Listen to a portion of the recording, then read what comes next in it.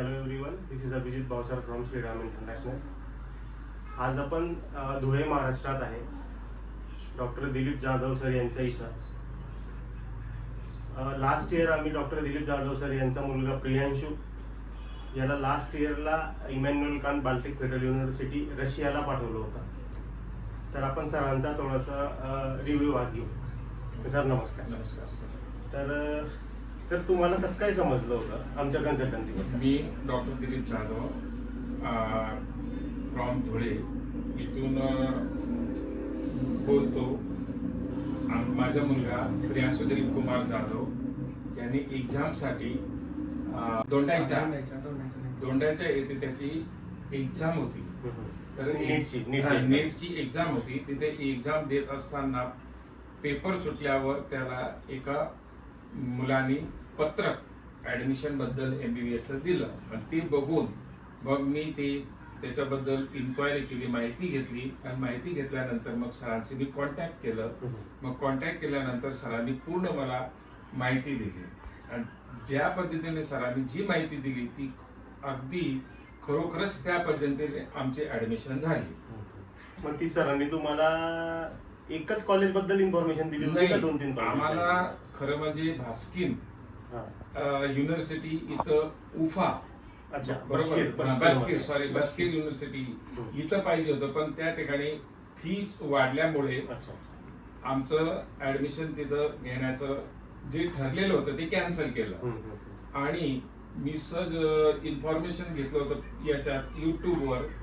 तर Emmanuel can't Baltic federal university बद्दल सरांनी सुद्धा आम्हाला इन्फॉर्मेशन दिलं आणि तिथं माझं चिरंजीव प्रियांशू दिलीप कुमार जाधव यांचे ऍडमिशन सर भावसार सरांकडून देण्यात आले.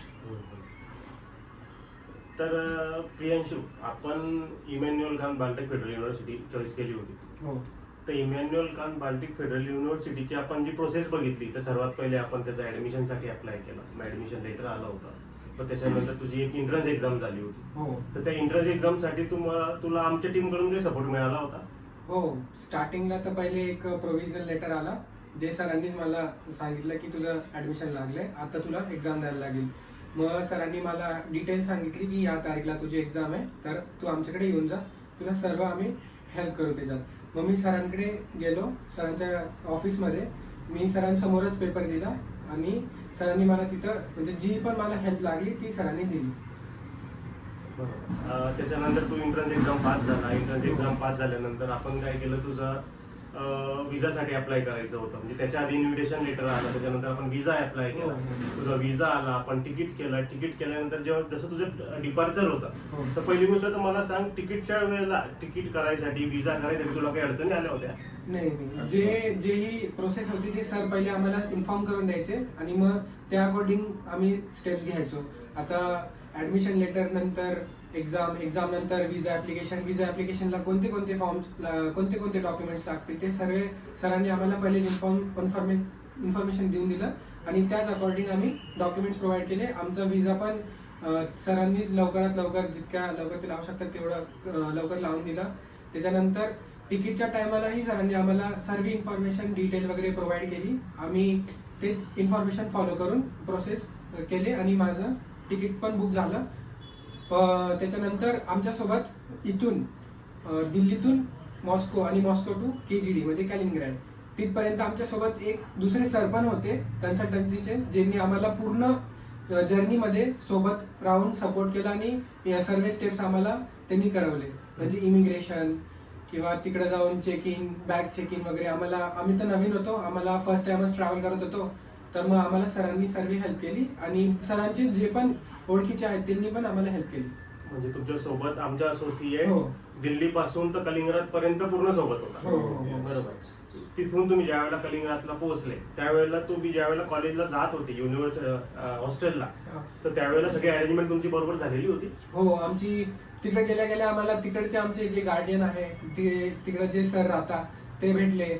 त्यांनी आमच्यासोबत थोडासा गप्पा केले. त्याच्यानंतर आम्हाला त्यांनी हॉस्टेलमध्ये घेऊन जायसाठी त्यांनी बस बुक केली होती. मग आम्ही पूर्ण टोटल 60 पोरं होतो, तर आम्ही 60च्या 60 पोरं बसनी तिथं हॉस्टेलपर्यंत, एअरपोर्ट टू हॉस्टेल गेलो आणि मग त्याच्यानंतर आमचे तिथं हॉस्टेलमध्ये आमचे तिथं सर्व जे पण रूम अलॉट होत होते ते सर्व त्या टायमाला पण सर होते, त्यांनी हेल्प केली आणि मग आम्ही रूम अलॉट झालं की आमच्या रूममध्ये गेलो. तिथं पोहोचलो आपण. तिथं पोहोचल्यानंतर तुमचे हॉस्टेल अलॉटमेंट, हो. त्याच्यानंतर तुम्हाला मोबाईल सिम कार्ड वगैरे मिळाले होते? हो, आम्हाला दुसऱ्याच दिवशी सर्व पोरांना आम्हाला सोबत घेऊन गेले होते आणि आमचं सिम हे करून दिलं होतं, ऍक्टिव्हेट करून दिलं होतं त्यांनी. त्याच्यानंतर तुमचं बँक अकाउंट ओपनिंग वगैरे आमच्या माध्यमातून झालं होतं? हा, तिकडचे सरांनी आम्हाला जसं जसं सांगितलं आम्ही तसं फॉलो करून बँक अकाउंट आणि तिकडं अजून 1-2 जे वस्तू होते म्हणजे तिथे जाऊन हॉस्टेल रजिस्ट्रेशन वगैरे ते सर्व पण कामं आम्ही सरांच्या थ्रू केले. म्हणजे ओव्हरऑल तुम्हाला आमची सर्व्हिस वगैरे कशी वाटली? एकदम बरी. म्हणजे बाकी सारखं दुसऱ्या कन्सल्टन्सी सारखं नाही की एकदा ऍडमिशन तिथं चाललं गेलं की मग फोन उचलायला असं लेट करतील किंवा मेसेजला रिप्लायला लेट करतील, असं काहीच नाही आहे. मी आता पण सरांना तिकडच्या टायमिंग अनुसार जरी मेसेज टाकतो तरी सर बरोबर टायमावर रिप्लाय देऊन गेलो. बरं, आता जे नवीन स्टुडंट येणार आहे त्यांना तुम्ही काय सांगू इच्छिता? नवीन स्टुडंटला हे सांगणार की अभिजित सरांच्या थ्रूच तुम्ही कन्सल्टन्सीमध्ये हे करा, इन्फॉर्मेशन किंवा जे बी तुम्हाला क्युरी असणार ते विचारा. तुमचं म्हणजे तुम्हाला कोणती युनिव्हर्सिटी आवडते नाही आवडते त्याच्याबद्दल इन्फॉर्मेशन तुम्हाला जी बी पाहिजे असणार सरांना विचारा. सर तुम्हाला एकदम A to Z डिटेल सांगतील आणि सरांची इन्फॉर्मेशन राईटच राहते. कधी असं चुकीचं इन्फॉर्मेशन वगैरे काय आम्हाला भेटली नाही आहे. तर मग कन्सल्टन्सी तर श्रीराम इंटरनॅशनल एक नंबर. तर मग आता हे झाले आपल्या स्टुडंट्स आणि पॅरेंट्सचे रिव्ह्यू. तर आता आपण लवकरच भेटू पुढच्या व्हिडिओ. थँक्यू. नमस्कार.